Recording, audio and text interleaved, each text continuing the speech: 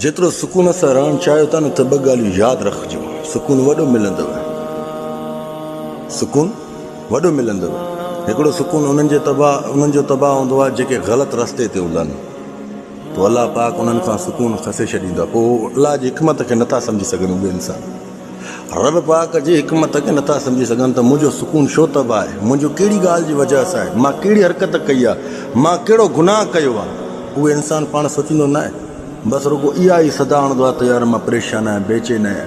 ॾिस न, अलाह पाक थो चए त जेको इंसान मायूस थींदो उनजे मथां माना अञा माना तकलीफ़ वधंदी वेंदी वधंदी वेंदी वधंदी वेंदी वधंदी वेंदी। छो?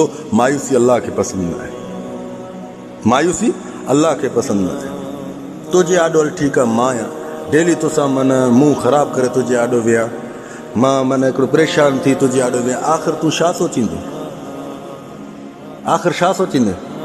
तूं मूंखां किनारो करे वेंदे, तूं हली वेंदे, छा चवंदे त भेण जॾहिं ॾिसेसि त परेशान लॻो पिया, जॾहिं ॾिसेसि त मुंहुं ख़राबु लॻो पियो त असांखे पंहिंजी परेशानी, हे वरी पंहिंजी शिकिल परेशानी वारी असांजे आॾो थो खणिजे, तूं ईअं चवंदे न?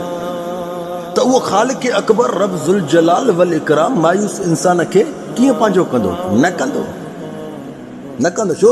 हिकु ग़लती तस्लीम करे न अलाह जे आॾो त मां कहिड़ी ॻाल्हि में ग़लति आहियां, जा मां अलाह जी इबादत नथो कयां, मां निमाज़ नथो पढ़ां, जा मां किलसा घर ॾे पंहिंजी ज़बान घटि वधि घटिया क़िस्म जी थो इस्तेमालु कयां, जा दोस्तनि सां ख़राबु थो ॻाल्हायां, जा मां गार वात में विधी आहे, कंहिंजी वजह सां मुंहिंजो सुकून तबाह आहे, परेशानी तबाह आहे। उहा पाण मां चुक कढो न, चुक कढो न मुंहिंजा सुणा।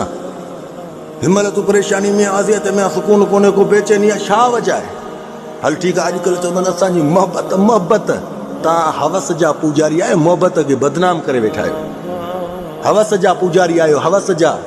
मुंहिंजो लफ़्ज़ यादि रखिजो, जेको इंसान पंहिंजे हुस्न जी निमाइश करे न, चाहे औरत हुजे चाहे मर्द हुजे, जेको इंसान पंहिंजे हुस्न जी निमाइश करे न, माना हिन हुनखे पंहिंजो हुस्न ॾेखारींदो वठे न, उहो कॾहिं बि कंहिंजो न थींदो। मूंखे अलाह पाक जो कसम, अलाह मूंखे किनो मौत ॾे मां ग़लति ॻाल्हि कया, उहो इंसान, पोइ औरत हुजेव चाहे मर्द हुजेव, जेको पंहिंजे हुस्न जी निमाइश करे हिते हुते पाण खे सुहिणो रखंदो वठे, उहो कॾहिं बि कंहिंजो न थींदो। मां त इहो चवंदोमांइ त उन सां तव्हां निकाह बि न कजो औरत सां। छो? कॾहिं न थींदी तुंहिंजी। जेका पंहिंजे हुस्न जी निमाइश हिते हुते रखंदी थी वठे, उहा तुंहिंजी काॾों थींदी? कॾहिं बि न थींदई, केॾो बि तूं ग़ैरत वारो सम्झ। पर यादि रखजांइ, उहे पंहिंजा रंग ॾेखारींदा थी न, त उहो तोखे बि झुकाए विझंदे। इन हुस्न जे कॾहिं न लॻो, ज़लील ऐं ख्वार थींदो, तड़पंदो, अज़ियतनि में हूंदो, परेशान हूंदो। तव्हां रस्तो उहो पकड़ियो जेको रब पाक क़ुर में थो फरमाए। अलाह खे हर वक़्तु निमाज़ खां बाद में दुआ घुरनि, रब खे चवंदा कयो त या अल्लाह इहदिना सिरातल मुस्तक़ीम। छा? इहदिना सिरातल मुस्तक़ीम। मुंहिंजा अलाह असांखे इहदिना सिरातल मुस्तक़ीम रस्ते ते हलाए, सिधे रस्ते ते हलाए।